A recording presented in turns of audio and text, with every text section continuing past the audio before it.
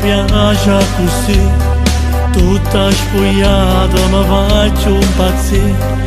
Siamo due amanti in due scure ma senza paura, e non ci importa nessuno, sappiamo morire.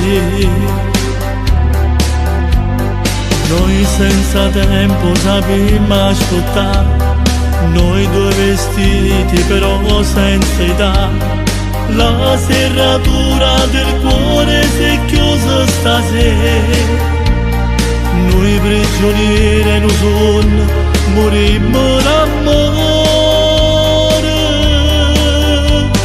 Restiamo insieme per sempre io e te, senza respiro tu resti con me. Sotto a sti mani ti sento tremare, forte vuoi allocare.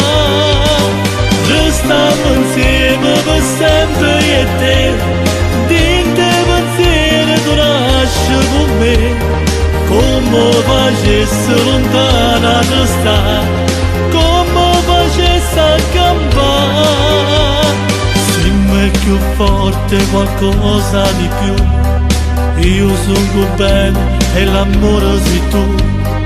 Siamo due corpi diversi ma una persona, nasce per sempre sorriso e non muore, non muore.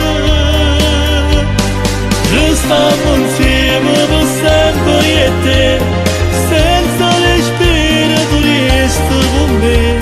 Sotto a sti mani ti sento tremare, forte vuoi allocare. Restiamo insieme per sempre io e te, dinte pensieri tu nasci con me, come facessi lontana di stare.